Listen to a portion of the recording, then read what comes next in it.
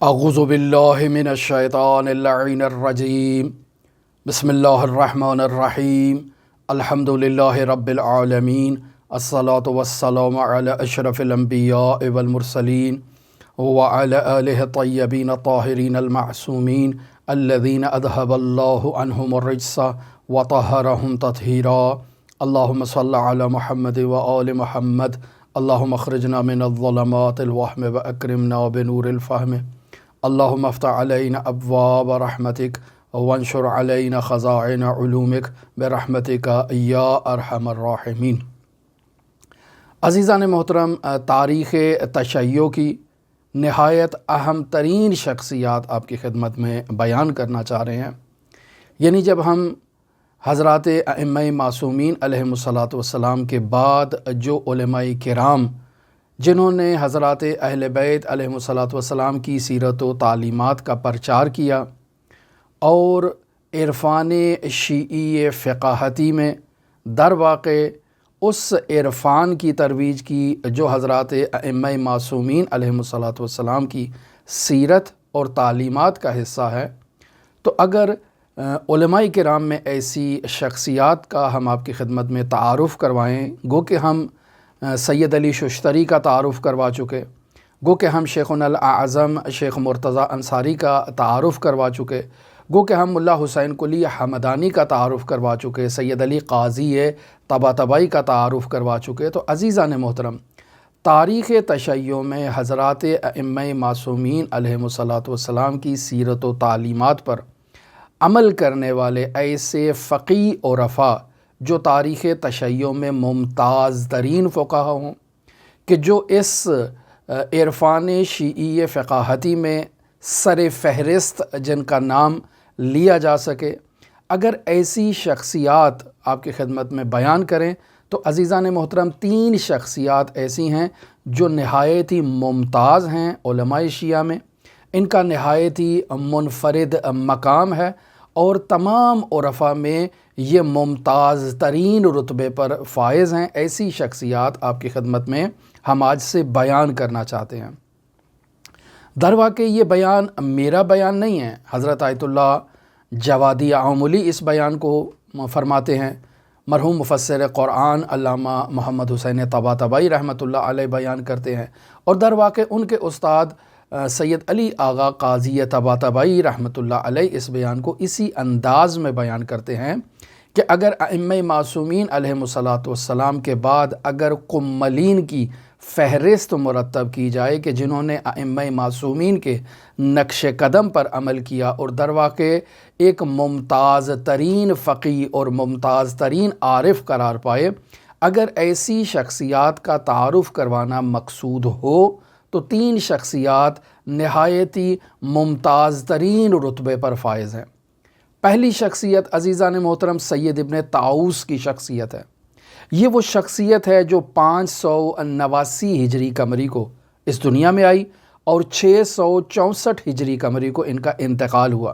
پس اس انداز میں ان شخصیات میں سب سے زیادہ عمر کرنے والی شخصیت جو ہے وہ سید ابن طاؤس کی شخصیت ہے، جنہوں نے 75 سال زندگی بسر کی ہے۔ اور پھر دوسرے نمبر پر جس شخصیت کو اسی فہرست میں علماء اور عرفاء اور بزرگان شمار کرتے ہیں وہ ہے ابن فہد حلی۔ یہ وہ شخصیت ہے جو 775 ہجری قمری کو اس دنیا میں آئی اور 841 ہجری قمری کو ان کا انتقال ہوتا ہے۔ اس اعتبار سے ابن فہد حلی 66 سال کی عمر تک اس دنیا میں زندگی انہوں نے بسر کی ہے۔ اور تیسرے نمبر پر جس شخصیت کو بیان کیا جاتا ہے وہ سید محمد مہدی بحر العلوم ہیں۔ یہ وہ شخصیت ہیں جو 1155 ہجری قمری کو اس دنیا میں تشریف لائے اور 1212 ہجری قمری کو ان کا انتقال ہوا، یعنی اسی سال جس سال مرحوم ملا ہادی سبزواری کی ولادت ہوتی ہے، در واقع سید محمد مہدی بحر العلوم کا انتقال ہوتا ہے اور یہ 57 سال کی عمر میں اس دنیا سے رخصت ہو گئے۔ پس عزیزان محترم، آیت اللہ جوادی عاملی کے بقول، آیت اللہ علامہ محمد حسین طباطبائی کے بقول، علامہ علی قاضی طباطبائی کے بقول، یہ وہ 3 شخصیات ایسی شخصیات ہیں جو نہایت جلیل القدر شخصیات ہیں، جنہیں قملین میں سے بیان کیا جاتا ہے۔ اور مرحوم قاضی تو یوں فرماتے تھے کہ یہ تمکن در توحید کے مرتبے پر فائز تھے۔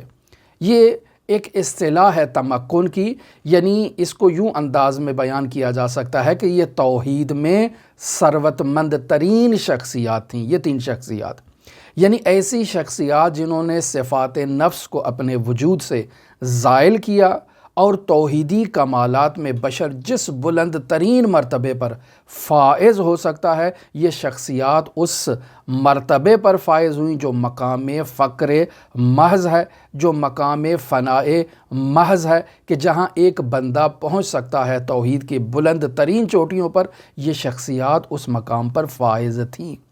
حضرت آیت اللہ جوادی آملی یوں بیان کرتے ہیں کہ یہ وہ شخصیات ہیں جنہوں نے دعویٰ کیا کہ انہوں نے لیلۃ القدر کو درک کر رکھا ہے، اور در واقع فقہائے بزرگ بھی ان شخصیات کی عظمت، جلالت، بزرگی اور وثاقت کی تائید کرتے ہیں، یہ نہایت جلیل القدر شخصیات ہیں۔ اور پھر آیت اللہ جوادی آملی فرماتے ہیں کہ اگر شیخنا الاعظم شیخ مرتضیٰ انصاری جیسی شخصیات ان شخصیات کی تائید کریں اور ان کی عظمت کے سامنے سر تسلیم خم کریں، تو اس کا مطلب ہے کہ شیخنا الاعظم مرتضیٰ انصاری کے بعد جتنے بھی علماء آئیں گے وہ نہایت ہی ادب کے ساتھ، نہایت ہی احترام کے ساتھ ان شخصیات کے بارے میں لب کشائی کریں گے، چونکہ تاریخ تشیع میں یہ شخصیات نہایت ممتاز شخصیات ہیں۔ ائمہ معصومین علیہم الصلاۃ کے بعد علماء کی فہرست میں ان کا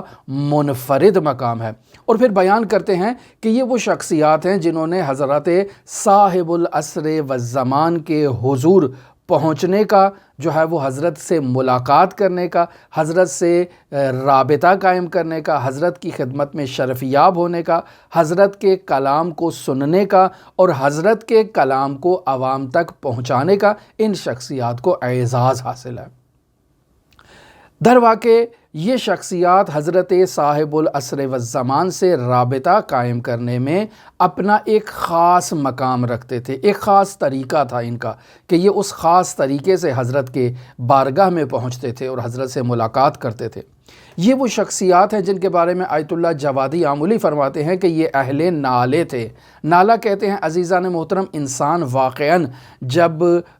باطنی طور پر شکستہ ہو چکا ہو اور اپنے وجود کی گہرائیوں سے ایک نہایت ہی حزن کے ساتھ فریاد کرے تو اسے نالہ کہتے ہیں۔ عزیزان محترم، فریاد کرنا، اپنے دل کی، اپنی وجود کی، اپنی حقیقت کی گہرائیوں سے فریاد کرنا، یہ اہل نالے ہیں، یعنی اہل لابے ہیں، یعنی اہل ندبہ ہیں، یعنی اہل سوز ہیں، اہل گداز ہیں، اہل فریاد ہیں۔ یہ وہ 3 شخصیات ایسی شخصیات ہیں جو صرف عالم نہیں ہیں، صرف عامل نہیں ہیں، بلکہ انہوں نے اپنے علم کو اور اپنے عمل کو عوام تک منتقل کرنے میں بھی اپنا بے نظیر کردار ادا کیا ہے۔ عزیزان محترم، آیت اللہ جوادی آملی کا اس شاندار انداز میں اور ان جلیل القدر الفاظ میں ان شخصیات کا اس انداز میں تعارف کروانا در واقع مشوق بنتا ہے کہ ہم ان 3 شخصیات کا تعارف آپ کی خدمت میں بیان کریں۔ لیکن ان 3 شخصیات کو بیان کرنے سے پہلے اس موضوع کی طرف بھی اشارہ کریں کہ آیت اللہ جوادی آملی نے کہا کہ ان کا حضرت امام زمان سے رابطے کا ایک خاص راستہ تھا، ایک خاص طریقہ تھا، اور اس خاص راستے اور طریقے سے یہ حضرت کے پاس جاتے تھے، حضرت کا پیغام سنتے تھے، کلام کو سنتے تھے اور امت تک منتقل کرتے تھے۔ تو یہاں یہ سوال پیدا ہوتا ہے کہ آج تک تو ہم نے یہ سنا ہے کہ عصر غیبت کبریٰ میں حضرت امام زمان اجل اللہ تعالی فرجہ شریف سے ملاقات ممکن ہی نہیں ہے، تو یہ کیسے یہ بات کہہ دی گئی کہ ان شخصیات نے امام زمان کے حضور پہنچے ہیں؟ تو عزیزان محترم، یہاں آپ کی خدمت میں وضاحتاً بیان کرتا چلوں کہ اس بارے میں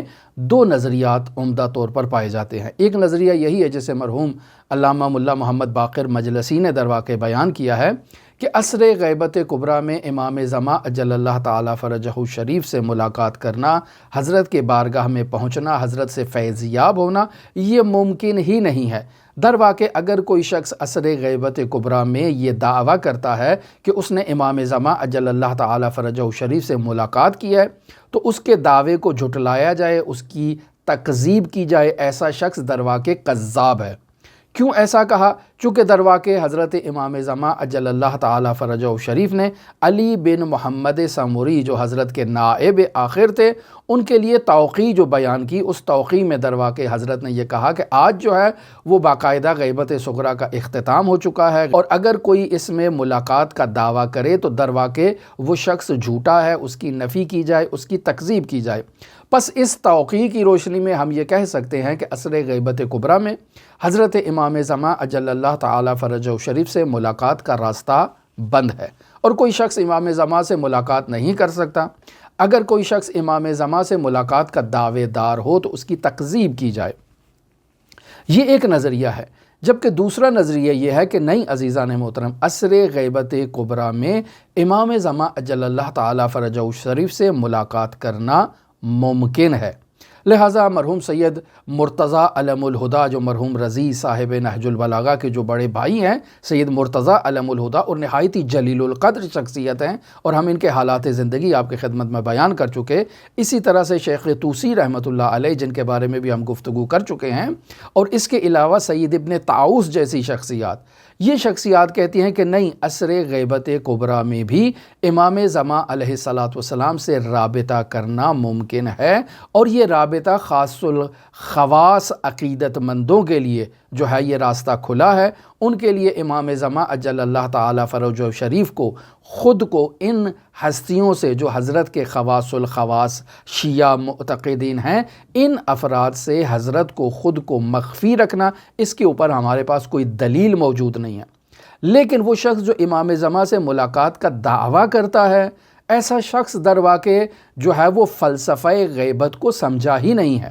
در واقع ایسا شخص جو ناقص العقیدہ ہے، اگر یہ شخص دعویٰ کر رہا ہے کہ اس نے امام زمان اجل اللہ تعالی فرجہ شریف سے ملاقات کی ہے اور امام نے یہ دستورات دیے ہیں، در واقع ایسا شخص امت کو انحراف کی طرف لے جا سکتا ہے۔ لہٰذا ایسے شخص کی نفی کرنی چاہیے،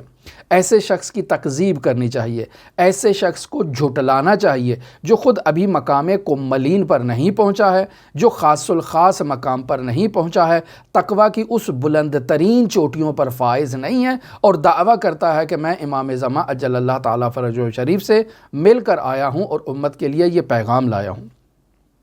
دوسرا شخص جو دعویٰ کرتا ہے، در واقع یہ دعویٰ کر رہا ہے کہ میرا جب دل چاہے میں امام زمان کے پاس چلا جاتا ہوں، ان سے ملاقات کرتا ہوں اور لوگوں کے لیے پیغام لے کر آتا ہوں۔ ایسے شخص کی بھی جو ہے وہ نفی ہونی چاہیے۔ وہ روایات جو ملا محمد باقر مجلسی نے بیان کی ہیں، ان روایات کی روشنی میں پس نتیجہ جو علماء کرام کے بیانات سے نکالا جا سکتا ہے ان دو نظریات کی روشنی میں، وہ یہ ہے کہ ہمارے پاس جو تاریخی دلائل اور شواہد اور قرائن موجود ہیں، مثلا آپ نجم الثاقب کو اٹھا کر دیکھ لیں، جس میں ایسے افراد کے واقعات بیان کیے گئے ہیں جو باقاعدہ حضرت صاحب العصر والزمان کی بارگاہ میں پہنچے ہیں، جنہوں نے صاحب العصر والزمان سے ملاقات کی ہے، لیکن وہ دعوے دار نہیں ہیں کہ ان کا جب دل چاہے وہ امام کی بارگاہ میں پہنچ جاتے ہیں، یا وہ تصادفی اتفاقی ان کی جو ہے وہ ایک